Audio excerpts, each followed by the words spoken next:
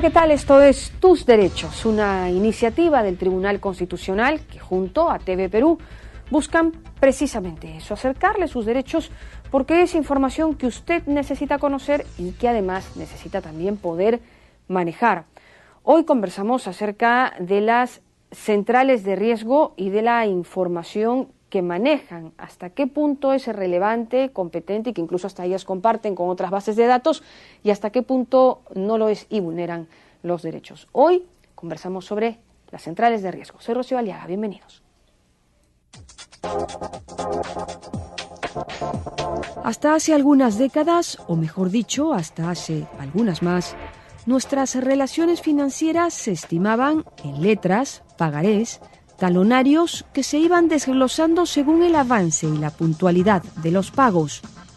La gente cuidaba y guardaba sus libretas de ahorros, unos cuadernillos que hasta se podían forrar con vinifán para cuidar sus páginas y sellos que salvaguardaban su historia crediticia, su récord financiero.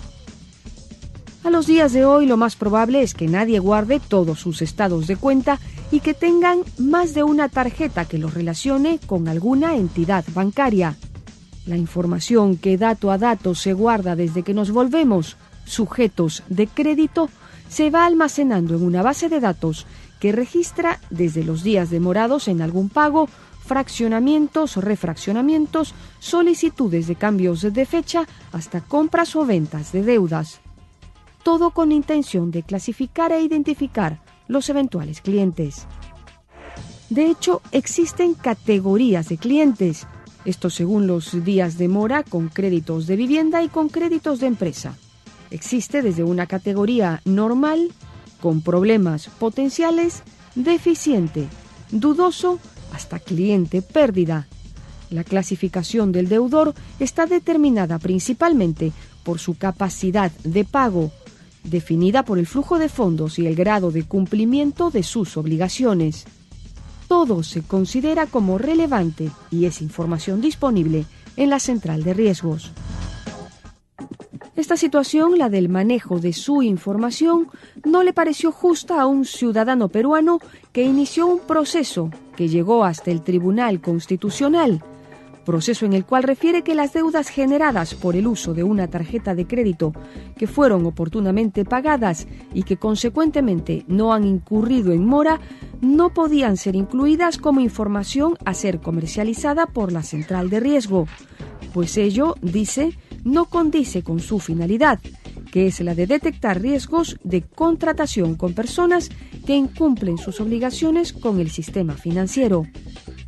Por tales consideraciones y en ejercicio de su derecho a la autodeterminación informativa, el ciudadano consideró que dicha información debía ser suprimida del banco de datos de la central de riesgo. Petición que el Tribunal Constitucional, tras reconocer sí el derecho a la autodeterminación informativa, declaró infundada, en tanto se estimó relevante la información contenida.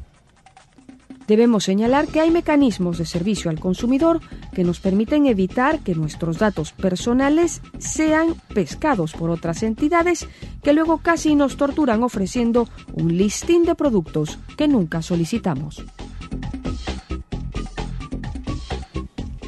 ¿Hasta qué punto, no, es relevante la información que manejan de uno, de nosotros, las centrales de riesgo? Esta fue una inquietud de un ciudadano que interpuso una demanda y avanzó su proceso hasta llegar al Tribunal Constitucional, que se pronunció al respecto. ¿No es así, Felipe? Buenos días. Rocío, muy buenos días. Se pronunció en un sentido adverso a la pretensión del, en este caso del ciudadano, porque lo que él estaba pidiendo de alguna manera colisionaba con otro tipo de valores. A ver. Y es que en realidad uno tiene todo el derecho de pedir que determinada base de datos no contenga información que para mí no debería contener. Ya. Pero resulta que esa misma información sí es relevante para otros fines. Por ejemplo, en este caso, él decía que si ya había pagado una deuda, esta no debería ser de conocimiento público. Pero cuidado, la economía de mercado se basa precisamente en la información y en el historial crediticio, no solo en saber si alguien no cumplió, sino también en saber si alguien cumplió efectivamente. Claro, porque a lo mejor ya saliendo de un tema, pero es algo que en realidad nos afecta a todos, es que a veces estas bases de datos se acaban filtrando a otras instituciones también del sistema de comercio y tal, y acaban pues llamándonos de un y sin fin instituciones para ofrecernos una y mil cosas que a veces no queremos, ¿no? Desde un crédito o la compra de una deuda y qué sé yo. Y siempre una hora inoportuna. Claro, ¿no? Entonces no es la idea. Pero el tribunal se pronuncia respecto de solo digamos, el análisis financiero de la persona, su récord financiero. Lo que hace notar es que ese récord financiero, bien positivo o bien negativo, debe ser de conocimiento público. Si debe ser de conocimiento público, la pretensión de este señor, que evitaba que se difunda, fue rechazada. Muy bien, entonces hablamos de eso en Tus Derechos esta mañana. Hablamos sobre el central de riesgo. Pausa y regresamos.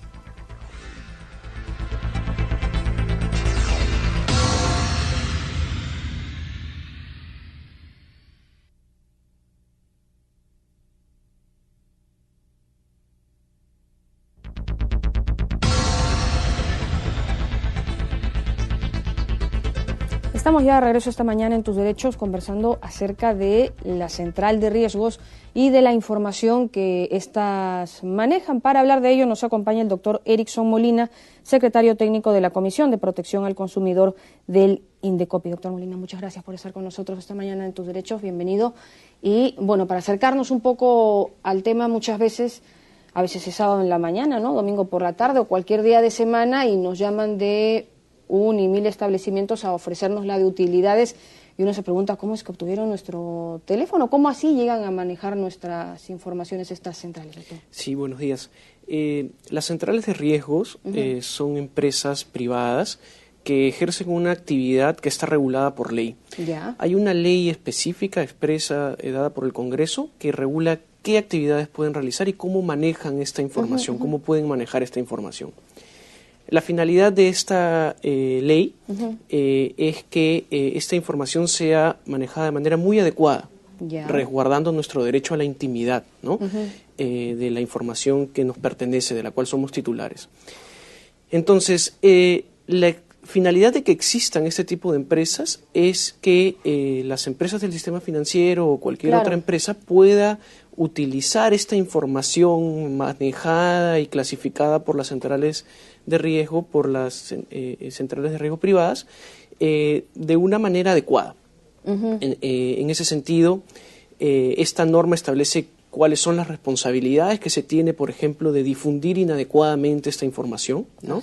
Esta información debe ser utilizada para fines que permitan a otras empresas pues determinar, por ejemplo, la capacidad de pago de una persona, si tiene deudas, qué tanto puede seguir endeudándose o qué tanto ya no debería endeudarse, ¿no? Es más o menos, esta es la finalidad por la cual existe esta norma y esta es la finalidad para la cual existen también estas empresas. Estas empresas manejan información de las entidades financieras, las propias entidades financieras que son las que nos otorgan créditos a través de créditos hipotecarios, tarjetas de crédito, etcétera, cualquier crédito que uno pueda como consumidor obtener en el mercado. Y también pueden manejar información que se encuentre de acceso al público en general, ¿no? Ya, sí, sobre ese punto justamente, porque de hecho sobre lo que comentaba es que sobre lo que se ha pronunciado, ¿no? El Tribunal Constitucional, un poco poniendo en claro las cosas y los alcances, y hasta ahí todo bien, o sea, mientras se use solo para ver los récords de pago, los temas crediticios dentro de las unidades financieras, pues genial, ¿no? Es un modo de seguir también a los sujetos de crédito, pero ¿cómo es que a veces se filtran estos datos hacia otras entidades que uno no en ningún momento pues pensó otorgarles el número de casa y al final pues acaba el número de uno pues en uno y tantos? Bueno, sí, la sentencia del Tribunal Constitucional declara que estas empresas pueden utilizar esta información y pueden en ese sentido ofrecerla, ¿no?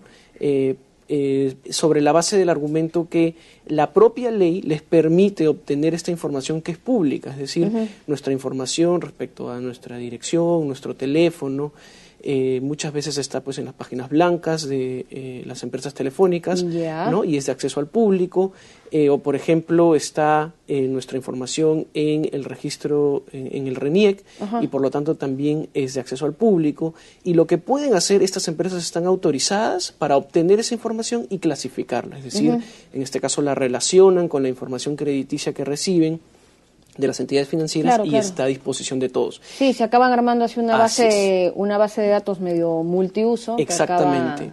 que acaba en manos de muchos. Exactamente, y la norma lo permite.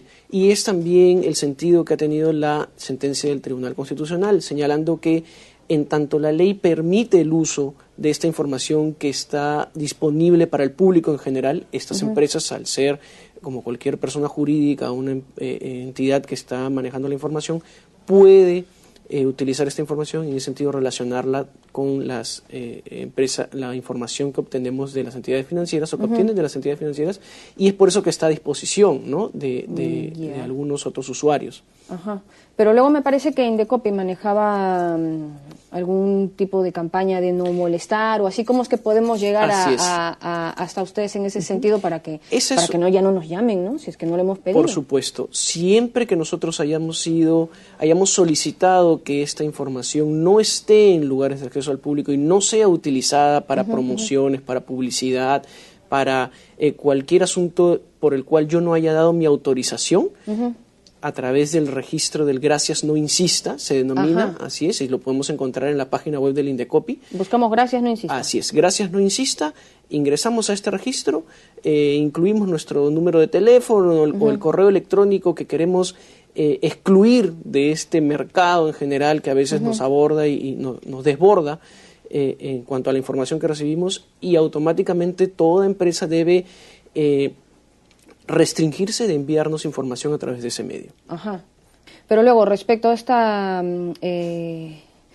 resolución, este fallo del Tribunal Constitucional, Indecopi estima que está bien, o sea, que tengan acceso a un poco el récord crediticio de la persona desde un inicio, desde que accedió a los temas financieros, esté al alcance de las entidades financieras. Sí, esta información es importante. Ajá. Hay una serie de categorías, yo puedo estar en una categoría normal, en una categoría con problemas potenciales, claro, etcétera, distintas categorías en función a mi capacidad de pago y a la oportunidad en la cual yo realizo mis pagos. Si yo soy una persona que realiza sus pagos puntualmente, estaré clasificado de una manera positiva. Si yo no realizo mis pagos de manera puntual, depende del rango de demoras que yo realice, en el cual yo realice mi pago, estaré clasificado en distintas otras categorías. Entonces, esta información es muy importante que esté disponible para el sistema financiero en general. Es ¿no? relevante, porque en todo caso la intención que llegó al TC era de si uno ya saldó la deuda, ya mató pues estos temas financieros, esa información debería ser quitada de la central de riesgo y sin embargo no. La norma sí señala que transcurridos 2 años de haberse extinguido la obligación, esta información debería, y habiéndose pagado o habiéndose extinguido la obligación, esta información debería retirarse.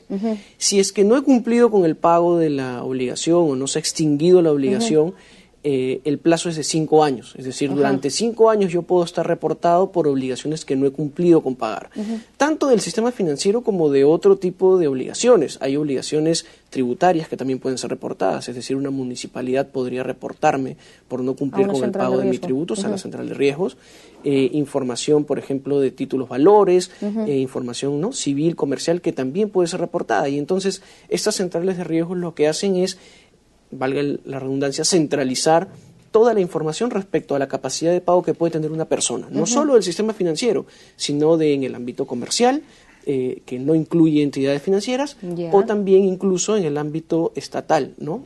Por ejemplo, con el pago de arbitrios, tributos, etcétera, ¿no? Bueno, pues entonces queda claro el asunto. Muchísimas gracias al doctor Erickson Molina, secretario técnico de la Comisión de Protección al Consumidor del Indecopi. A ver si llamamos entonces al Gracias No Insista. No insista, por favor. Bueno, muchísimas gracias. Nos vamos a la pausa, pero regresamos en Tus Derechos para hablar de Central de Riesgos. Volvemos.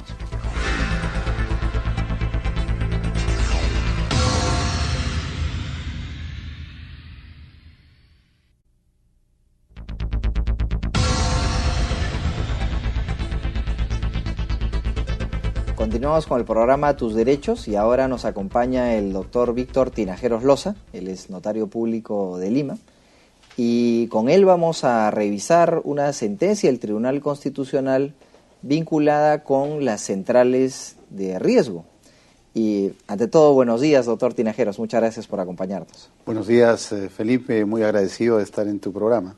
Encantados nosotros. Bueno, tenemos un caso curioso en el que una persona reclama en buena cuenta ante la justicia constitucional que él, habiendo pagado sus deudas, todavía se sigue difundiendo información respecto de que él mantuvo esas deudas y el propósito de él es que se borre todo ese registro de deudas ya pagadas.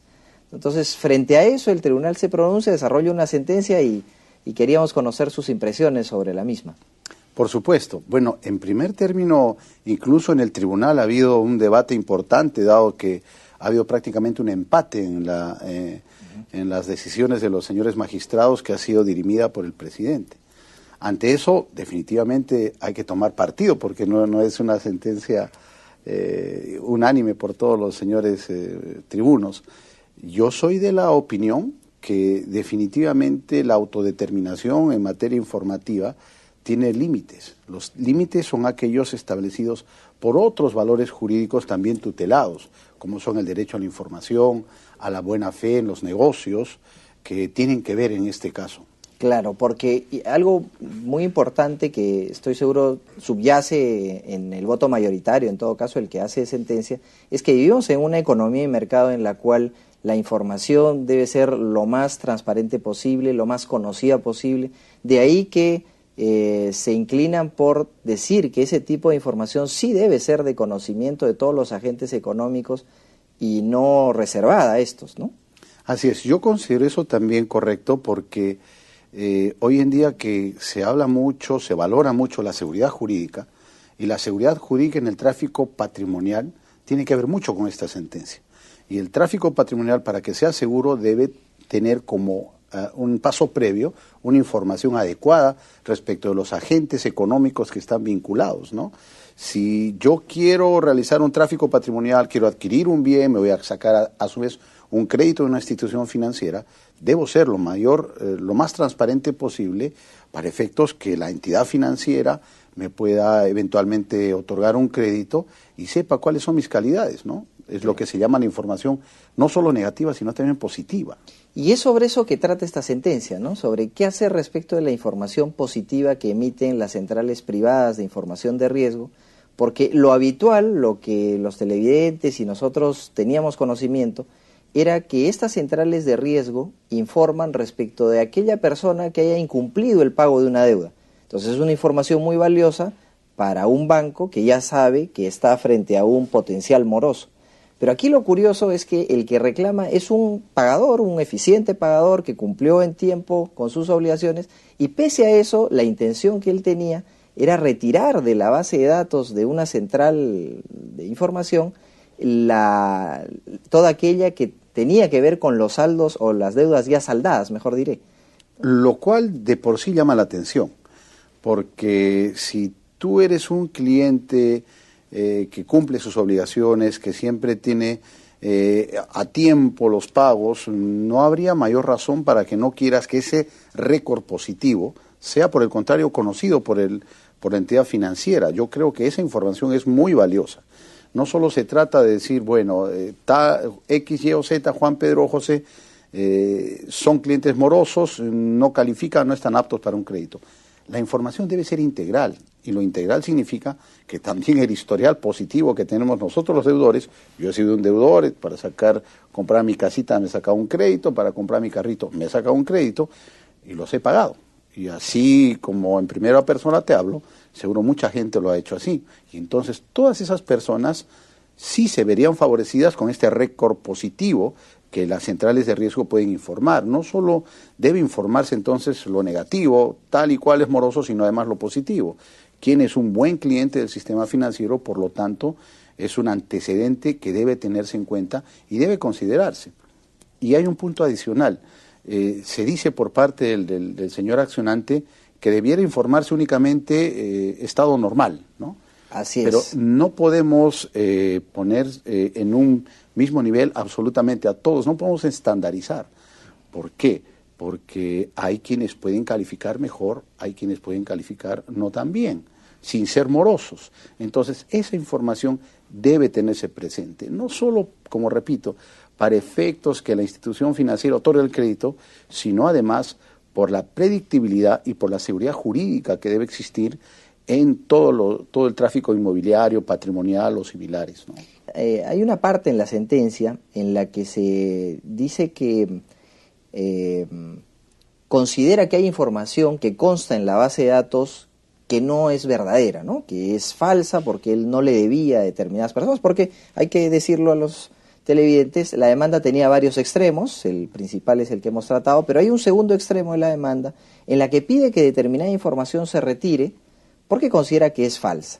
Frente a esto, ¿qué debe hacer una persona que tiene información falsa en una base de datos y quiere retirarla del conocimiento público? Claro.